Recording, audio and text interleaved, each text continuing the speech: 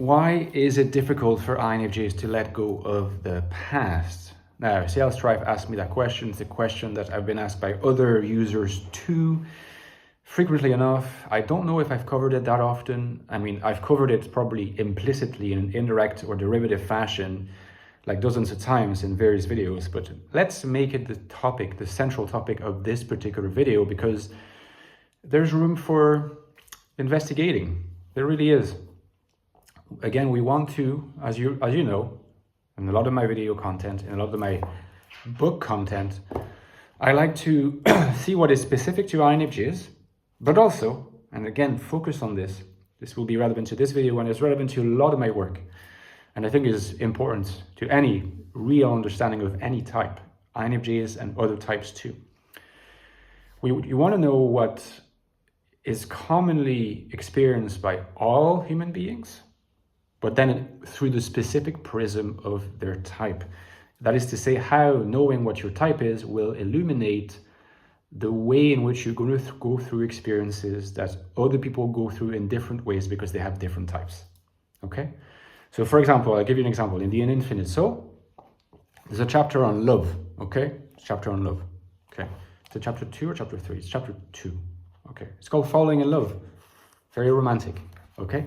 Now, of course, falling in love is not something that's specific to INFJs, but what this book argues, and what I like to argue in my content, is that there is a specific way of relating to love and the love object and the love relationship that is an INFJ way. Similarly for everything. And that includes, as you may have guessed by now, this whole notion of finding it difficult to let go of the past. Are we going to claim here that finding it hard to let go of particular regions, sections of the past is a uniquely INFJ thing? No, it's not a uniquely INFJ thing, but it has unique INFJ manifestations.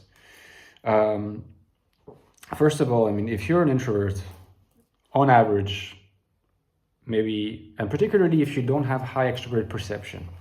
Extrovert perception, as you know, is NE and SE. These are the functions of exploration of external reality. Okay, you gather information, you gather data, and then you kind of figure out what to do with it via introverted judgments, for instance, FI or TI, and other functions after that. But exploration, when it's very natural for someone who's dominant extroverted perceiver or auxiliary extrovert perceiver, is also what's called in cognitive type, the theory cognitive type, a refresh function. You sort of like refresh what's going on and you explore something new. That's a useful way of not getting stuck in the past. Now, if you have low extrovert perception, like an INFJ or an INTJ, well, what are you going to do? By the way, similar for ISFJs and ISTJs. Very low extrovert perception, what do you do? So for INFJs, the not finding it difficult to let go of the past is to be understood, for example, differently from the kind of being stuck in the past or being very intimately connected with past experience that you would see in an ISFP or an INFP, even more so INFP, okay? Because, you know, the typical example is like in Search of Lost Time, the book by Marcel Proust, where Proust essentially writes like 6 or 7 volumes, 4,000-page novel about the past. That's very INFP. You won't see that in INFJs. But there's a difference between being nostalgic about the past because you find an emotional resonance in the past about things that made you feel particularly good, and you like the sense of living in close proximity to that through the medium of fantasy in later adult life. Now, that's more common among INFPs, among other types, ISFPs too, than in the case of INFJs. And yet INFJs have a way also of being in conversation very closely with the past. What makes it difficult for INFJs not to do that is INFJs are connected via NI to the past. Often people think NI is all about the future. NI is about being able to tell what's going to happen in 20 years, 30 years, 50 years.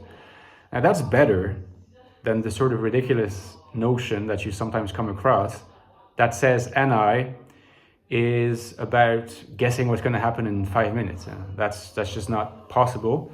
It's if no human has that power, but to the extent a human can do this, it will be on the basis of very strong extrovert perception, gathering lots of different elements in real time to be able to kind of determine a likely outcome within a short time frame. Won't happen with NI. Now, INFJs can indeed project themselves into the future, but usually on the basis of a very symbiotic relationship with the distant past, the longue durée that I like to talk about in terms of the specific temporality of INFJs.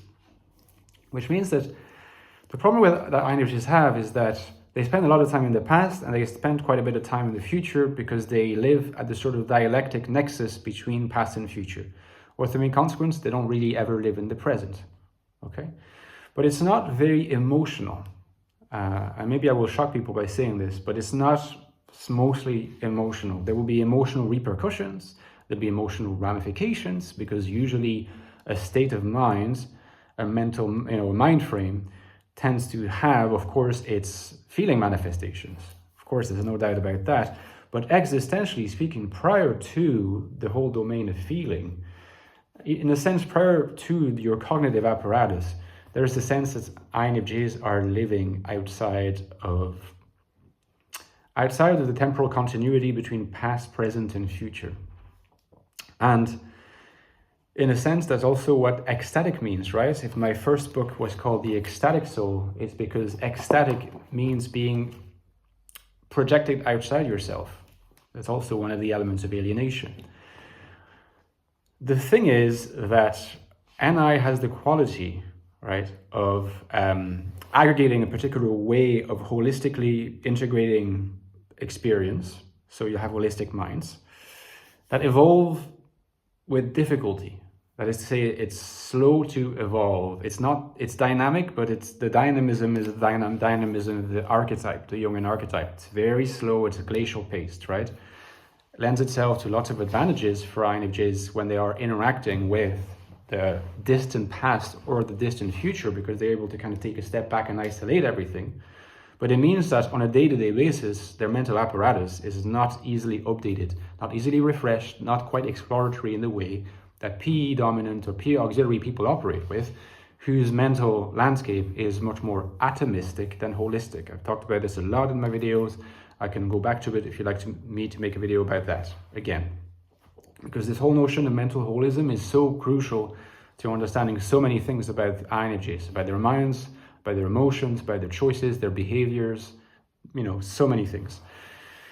Now, this mental holism takes so much time to get itself, working, to be put in place. All the parts relate as parts to a whole, and the whole is like a gathering together of the parts in a seamless manner where there's no element there is misplaced, right? So it's a perfectly functioning mechanism in some way.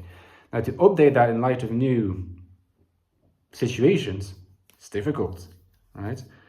Lack of adaptability, lack of quick adaptability is an issue that INFJs can experience. So letting go of the past, I think, is best understood through that kind of prism of interpretation. It's like you're in a relationship and you should leave that relationship, okay, because it's not working anymore. But you find it difficult to leave the relationship. Often people say, well, INFJs are really sensitive and INFJs are this, they're afraid of hurting the other person. Often people will say, oh, it's like lack of manliness or weakness or whatever. It's like, they're really feelers at the end of the day, because, it's so hard for them to leave a bad relationship. And they're likely to be the prey of narcissists or whatever. Again, a mix of overgeneralizations with a bit of truth, and you get confused. So often what happens is you're in a relationship or you're in something stable in general. It could be a relationship, could be something else, a mode of relating to the world that's been reliable and has been working for you for a while. Often you find difficulty when you're trying to kind of leave that, opt out of it, because first your mental landscape, which is holistic and does not evolve quickly, does not change quickly, needs to get used to the projection and possibility of the new reality. And INFJs will tend to, in the first place, try to protect the integrity of their mechanism because it's what has proven to work so far. They will do this unconsciously, but they will do it nevertheless. And that's where you start noticing patterns of behavior where an INFJ will say things like, well, okay, maybe this relationship is not really working, but there has to be a way of making it work, and it will persist in repeating mistake until it gets too much, and then they have to opt out kind of abruptly.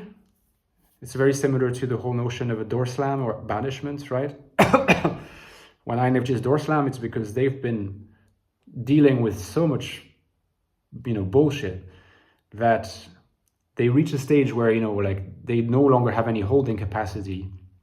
So the whole container explodes and they opt out very dramatically and very abruptly, leaving the other person not really understanding what's going on. That's the question you need to ask ourselves, is why did the INFJ allow this to happen in the first place, all this piling up? It's because they were still operating with a holistic mindscape that they were not updating, because they were still trying to make it work according to like having a previous kind of computer engine or something like that. And they insist, gets too much, and then it explodes. And they just erase whatever's going on very abruptly and move on. That's the whole notion of finding it difficult to let go of the past. It's usually letting go of past mental mechanisms that are no longer working in the present. These are associated with emotions, with feelings, with states of mind, with opinions, But the primary thing that is difficult to let go of is the apparatus with which you're dealing with the present. Maybe it's not suited to the present. It's more suited to the past, and it's more suited to projecting into the future. But finding the apparatus for the present is the difficult challenge for INFJs. I'll stop here. Hopefully that wasn't too confusing. I felt maybe I went in different directions. But let me know in the comments anyway, that will help me. And give me a like if you enjoyed the vid, guys. Don't forget that I have written 2 books on the INFJ where you can learn a lot more about them. The Infinite Soul, which is my latest book, INFJ Life in the Modern World. Letting go of the past, facing the future confidently, finding value, purpose, meaning. Meaning is very important in the world today, which is often seen as hostile. And yet we can do this as INFJs without losing our authenticity. If you want to know more, this is the book to get. It's prequel. You might be familiar with the Ecstatic Soul. The books go very well together. A new look at the INFJ personality. This looks more at the inside of the INFJ mind. It is existential manifestations. It's the deepest investigation of INFJ consciousness. What's it like to be an INFJ? You want to know? Get this book. All the links are below, and as usual, my Patreon page is the lifeblood of my channel. My channel exists and continues to exist and to be very productive thanks to your support. There's a link below to Patreon. Consider joining. There's a great community there that's building. You can interact with me there. You can ask questions, of course, and you get access to bonus content, bonus videos, in-depth discussions of topics from my books and mainstream YouTube. The link is below, and I see you soon, guys. Thank you very much. Bye-bye.